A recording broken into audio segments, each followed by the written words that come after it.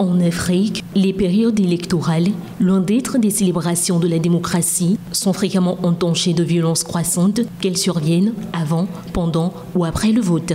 Ce phénomène met en lumière des préoccupations majeures concernant la transparence des scrutins, la stabilité politique et la capacité des institutions à répondre aux attentes des citoyens. La crainte que les résultats soient manipulés en faveur du parti au pouvoir alimente ces tensions. Le manque de confiance envers les commissions électorales, censées être neutres, attise également les mécontentements et conduit à des manifestations souvent violentes. De plus en plus de citoyens remettent en question l'intégrité de ces institutions, les accusant de partialité et de manque d'indépendance. Les exemples récents de violence sont nombreux. Au Mozambique, l'annonce des résultats des élections a provoqué des émeutes meurtrières qui ont fait au moins 11 victimes. Au Sénégal, le cortège du Premier ministre en campagne a été visé par des jets de pierre, signe de tensions profondes. Dans les 10 dernières années, le Gabon et le Bénin ont également connu des épisodes de violence, tandis que le Togo a été secoué par des troubles pré- et post-électoraux meurtriers en 2005 et 2010. Ces violences ont des conséquences lourdes. Pertes humaines, peur au sein des populations et défiance accrue envers les institutions. Pourtant, malgré ces contestations répétées, les revendications populaires aboutissent rarement à des réformes significatives, ce qui soulève des questions. Ces violences électorales deviendront-elles inévitables en Afrique? La démocratie africaine ne peut-elle se renforcer sans violence? Mais l'ultime question est, quels changements concrets sont nécessaires pour des élections apaisées?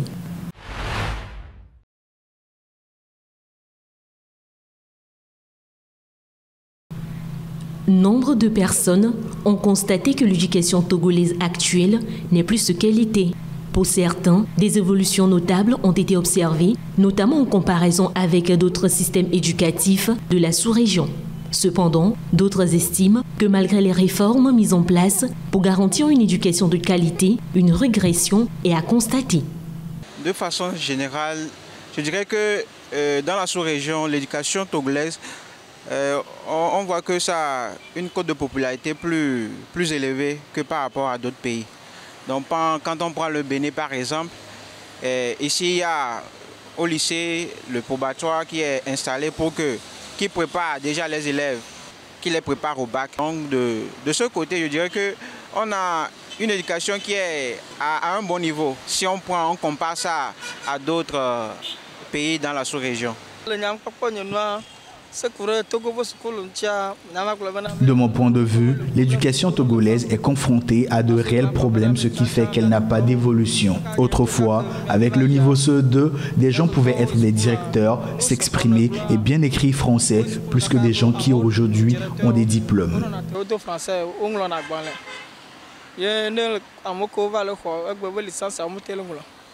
L'évolution de l'éducation au Togo soulève un enjeu majeur, la maîtrise linguistique. Les avis sont unanimes sur ce point. Comparativement aux années précédentes, on note une baisse de niveau, en particulier en ce qui concerne l'expression écrite et orale des élèves. Il y a une régression, parce que dans le temps, le niveau de français, c'était bon à l'école. Mais aujourd'hui, prenons par exemple un enfant qui est au collège. Vous allez voir que dans le temps, le français était bon. Mais actuellement, tu prends un élève de 3e, pour s'exprimer en français avec toi, il aura des difficultés en fait. Mon père n'a pas dépassé la classe de CE2. Pourtant, il écrit et parle mieux français ainsi que l'anglais mieux que nous qui avons eu le baccalauréat et avons fait des études universitaires. Les élèves éprouvent souvent des difficultés à lire et à comprendre les cours qu'ils prennent eux-mêmes en note, une situation qui suscite l'inquiétude des parents. C'était mieux avant, mais la situation s'est détériorée.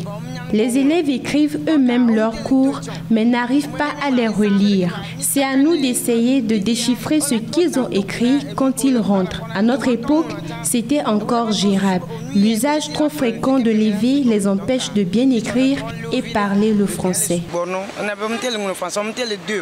Face à cette problématique croissante, le ministre de l'Éducation a publié une note de service visant à renforcer l'apprentissage de l'orthographe dans les écoles.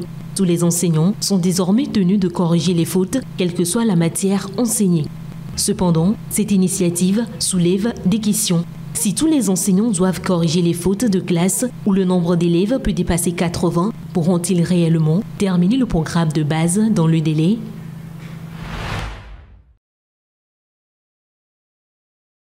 À l'approche des fêtes de fin d'année, les ménages et les entreprises peuvent se retrouver face à une réalité moins festive qui est la difficulté d'accès au crédit. Cette période est souvent synonyme de dépenses importantes à cause de la hausse des consommations, qu'elles soient personnelles ou professionnelles. Plusieurs facteurs au niveau des établissements bancaires se conjuguent pour compliquer l'obtention de crédit à ce moment précis de l'année. En effet, le problème majeur réside dans l'adéquation de l'offre de crédit avec les besoins spécifiques des emprunteurs en fin d'année. Les crédits à la consommation, par exemple, sont souvent perçus comme une solution rapide et facile pour les ménages désireux de financer les dépenses de Noël.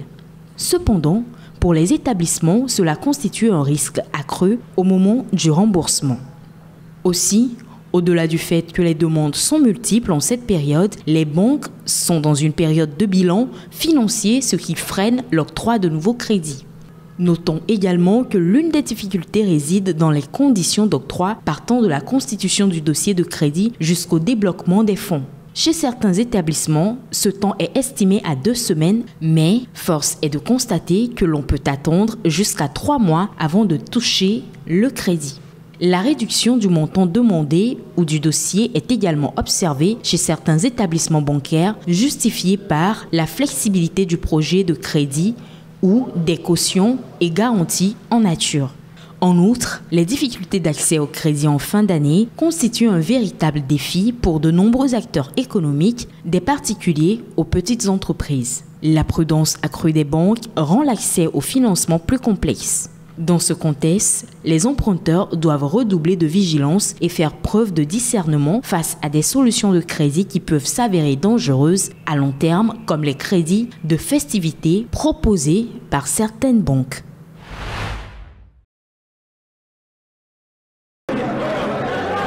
Pascal Affi-N'Guessan défendra les couleurs du Front populaire ivoirien lors de la présidentielle de 2025 en Côte d'Ivoire.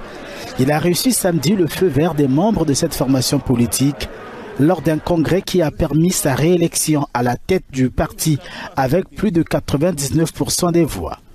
Après l'échec de 2020, l'ex-premier ministre tentera à nouveau de conquérir la magistrature suprême de son pays. Samedi, le septuagénaire a dévoilé un bout de son programme. Affi-N'Guessan promet la rupture. En 2020, il était le fer de lance de la campagne contre le 3e mandat d'Alassane Ouattara. Pour la présidentielle de 2025, il vante sa connaissance des réalités de son pays et son expérience. Lui qui a été Premier ministre de 2000 à 2003 sous Laurent Gbagbo. Les deux hommes pourraient d'ailleurs s'affronter lors de la présidentielle à venir. Affi-N'Guessan pourrait aussi faire face à Alassane Ouattara si le président sortant décide de briguer un 4e mandat.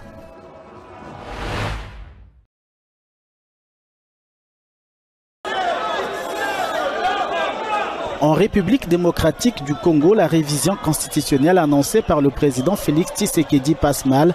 Samedi, des acteurs politiques et des membres de la société civile ont lancé une coalition dénommée Sursaut national afin de défendre le texte adopté en 2006. Pour les partisans de ce groupement, sa révision serait un acte de haute trahison. Même son de cloche du côté du panel des organisations de la société civile qui jugent inopportune l'initiative du chef de l'État, alors que la lutte contre l'insécurité, le chômage et autres sont les priorités du pays.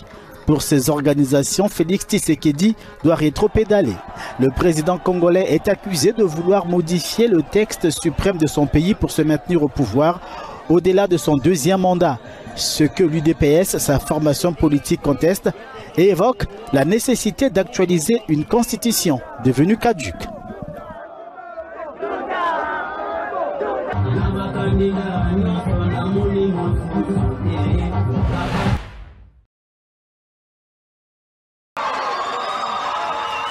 Une nouvelle page s'ouvre au Botswana. Douma Boko a prêté serment vendredi. À 54 ans, il devient le nouveau président du pays après la victoire de sa formation politique aux élections législatives du 30 octobre, mettant fin à près de 60 ans de règne du Parti démocratique du Botswana.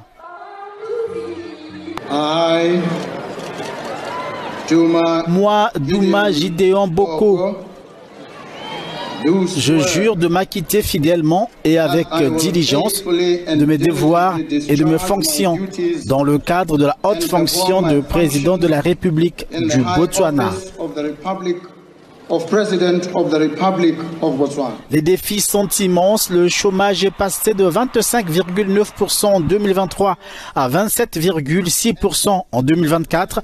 L'économie est fragilisée par la baisse du prix de diamant qui représente 80% des exportations du Botswana. Nous ne pouvons pas nous laisser entraîner dans des querelles pour savoir où se trouve la ligne et qui se tient de quel côté. Le message que je transmets est celui de l'unité et de la solidarité. Nous sommes le village que l'avenir regardera et dont il fera l'éloge ou qu'il regardera en se lamentant.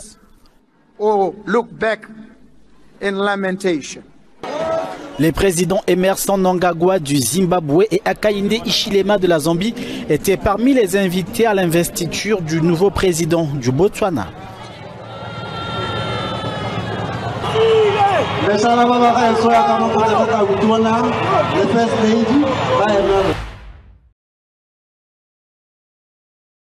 Les électeurs mauriciens sont attendus aux urnes ce dimanche à la faveur des élections nationales.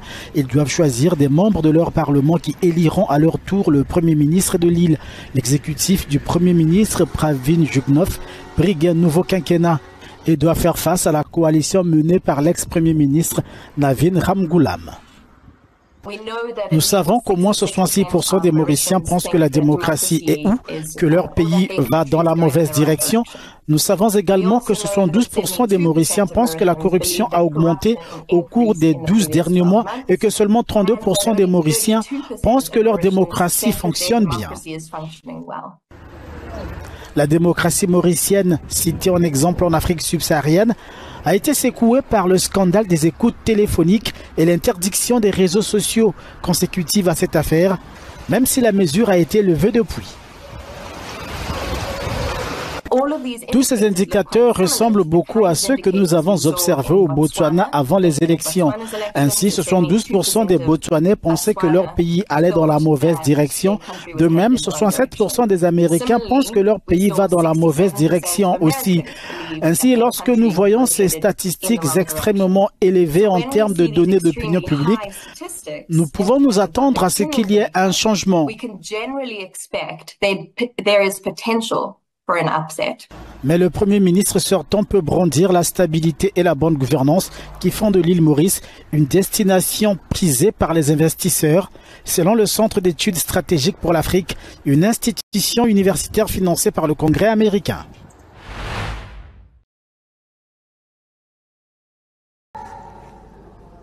Portraits photographiques, peintures, installations, vidéos et sculptures, au moins 26 œuvres meublent l'exposition La taille de l'Afrique, organisée en Allemagne. Pendant 9 mois donc, elle se propose d'élargir la compréhension de l'Afrique à travers l'art et l'histoire culturelle, alors que le regard porté sur le continent est trop souvent riche en stéréotypes. Nous sous-estimons le rôle de l'Afrique dans l'histoire et sa propre histoire avant le colonialisme. Tout cela fait partie de cette exposition et c'est ce que nous voulons montrer, à quel point l'influence des Africains a été grande parce qu'ils ont été forcés de quitter l'Afrique. Ils ont également répandu la culture et beaucoup de musique et de danse que nous connaissons aujourd'hui sont d'origine afro-mondiale.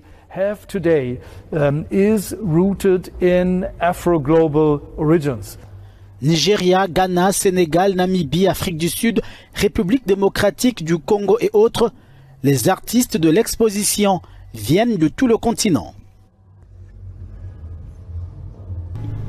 Dans l'est de mon pays, on tue les gens pour récupérer des coltans, pour faire des appareils électroniques. Et après les déchets, on nous ramène là-bas au Congo. Donc le monde, il faut qu'il soit censé à savoir ça. Et tant qu'artiste, de ma manière, pour moi, j'essaie un peu de véhiculer les messages dans les astronautes. Des œuvres d'artistes ayant des racines africaines, notamment cubaines et britanniques, sont également exposées. L'esclavage ayant permis la propagation de la culture africaine. La véritable taille de l'Afrique n'est pas seulement le continent sous le prisme géographique, mais aussi son expansion dans d'autres endroits du monde, les Amériques, les Caraïbes, l'Europe. Pour moi, c'est donc comme une grande famille à travers le monde. Bien malin donc, qui pourrait définir la taille de l'Afrique, alors que sa tête incarne ici le globe terrestre.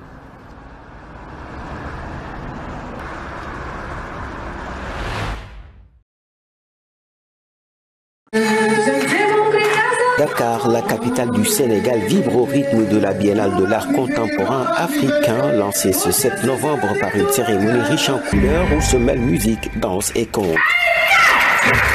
Un spectacle captivant, avant-goût exaltant d'un rendez-vous sublime des passionnés d'art d'Afrique et du monde, premier événement culturel majeur présidé par le président Bassirou Diomaye Faye. Cette 15e édition du Dakar est placée sous le signe de l'éveil, de Wake ou Haloui en Wolof. Le thème de cette année sonne donc comme un appel à la réappropriation de nos cultures et une réinvention face aux grandes mutations qui bouleversent le monde. Mais la Biennale de Dakar est surtout un espace d'exposition et de partage très important pour les artistes. En tant qu'artiste, le fait d'être à la Biennale est très important parce que la Biennale de Dakar est l'une des plus importantes au monde. Et c'est un espace d'échange, de rencontres et qui donne une vision aussi à l'art africain en général. Et je pense que c'est un défi immense dans un contexte économique difficile, mais c'est un pari qui est déjà réussi.